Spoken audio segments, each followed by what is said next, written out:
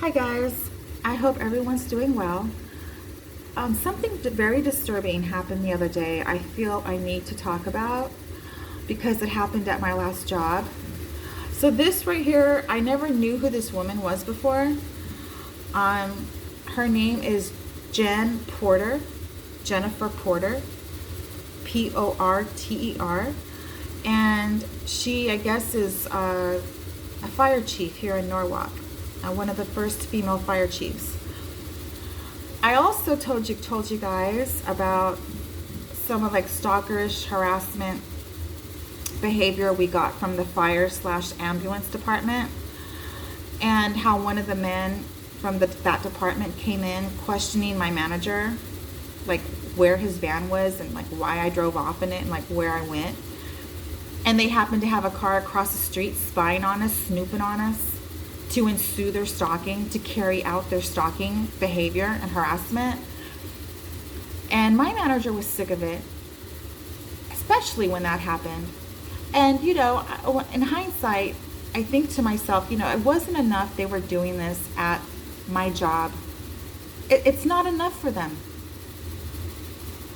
It's not enough that they caused a lot of tension and division at my job.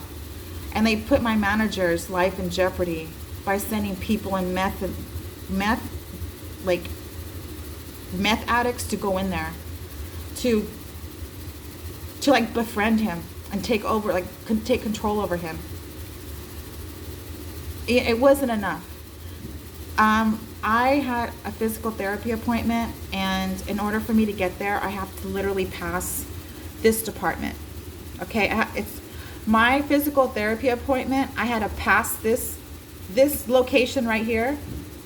It's across the street from this place.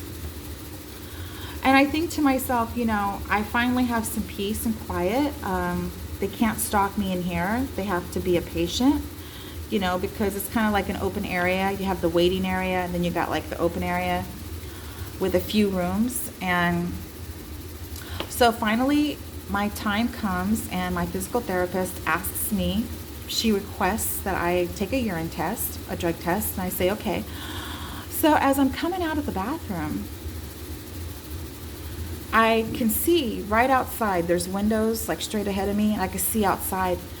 And all of a sudden, there's this huge fire truck. It's like square. It's not like this, but it's like square.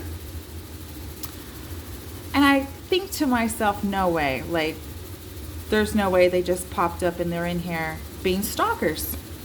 I didn't want to think the worst. I didn't want to assume the worst. And in fact, I said, there's no way that's possible. They have to have an appointment, right? Well, yeah. But as I look around, I see this one sitting on one of the therapy tables, but she's just sitting up. She's like kicking her knee back and forth. No physical therapy going on.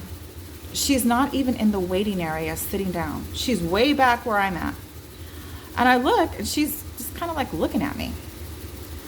And I'm like, no way, no way possible.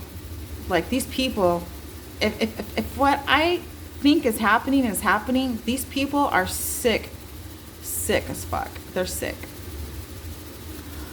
So I'm being asked to do certain type of exercises and stuff, and I go into the room. I follow my physical therapist. We walk into a room and we're sitting down talking. And then I say to her, hey, is it normal for people from the fire department to just pop up in here like with a fire truck and like in their uniform and just sit there and watch? I go, is that normal? Like, do they do that a lot? Have they done that before? I was like, she's like, nuh-uh. I go, never? She's like, never. I go, this is the first time? She's like, uh-huh. And I kind of explained to her, give her the background at what happened at Get and Go when I worked there. And then I look up, and this one's fat ass, her fat ass is almost in the room where me and my physical therapist are. This nosy bee, all right, she has no business being there. They're nosy and stalkerish as hell. So I asked my physical therapist if she could shut the door. And when we came out, this one was gone. This one, Jennifer Porter, the fire chief, got nothing else better to do, guys. She had no business being there. And, my physical therapist said that she just, she's the fire chief and she just wanted to kind of look around. She's a stalker. Like Chief Staples, Greg Staples. They got to get off having you on video all the time, sending people in to put you in harm's way. And these people are allowed to put you in harm's way. But, they're not going to get arrested. They have immunity. And it's all organized stalking. But they want you to act up and get taken away, get arrested. And, these people think they're dealing with, I don't know, someone who doesn't have any sense at all. It's very sad. But, it wasn't enough that, they came to my job and had the stalkerish behavior, harassing behavior. It wasn't enough. They got to send this one. This one had to drive her big ass in the fire truck, park it right there in the parking lot. She couldn't walk across the street, guys. She couldn't be bothered. She is the fire chief. She is the fire chief. Fire chief. And she was able to come back where the patients were, with her physical therapist, and plop her big ass down and just watch. Because she's the fire chief. She gets to abuse her authority like the rest of these people in this town. Like Chief Staples, Greg Staples.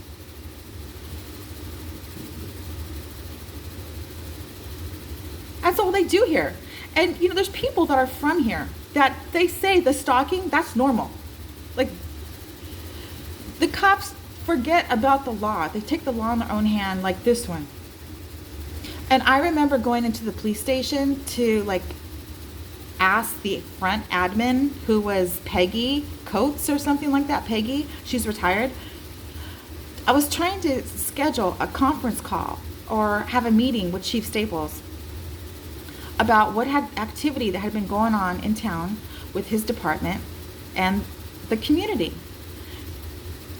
in conjunction to a police badge. There was a police badge. I called the cops one time when I was getting stalked real bad, and I ordered the video. And when Chief Staples said it was okay for me to get the video, he approved it.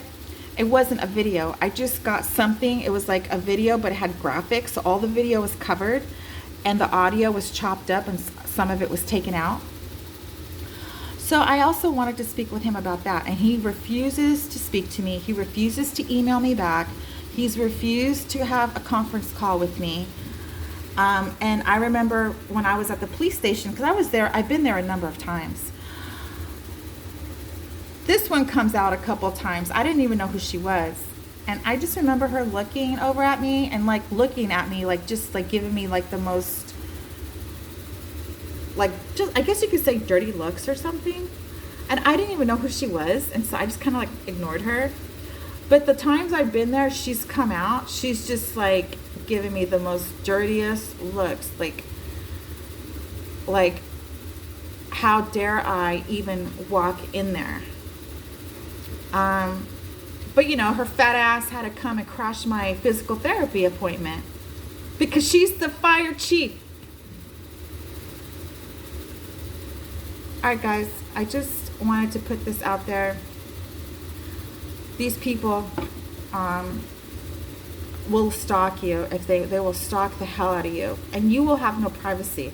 If this one could look at me while I was doing my urine test, taking a pee in a cup, I'm sure this one would have, because I have no privacy in my apartment. So anyway, guys, I just wanted to tell you guys how it it's insane. These people that have authority, that are supposed to be role models, that are criminals. She had no business being there. Unless she considers me her business and I'm not.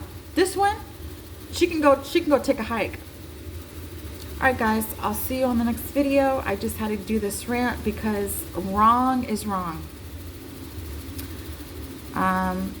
If you catch my drifts. All right, everyone, I hope you have fun with your loved ones this holiday. And I'll see you on the next video. Be good to each other. Bye, everyone.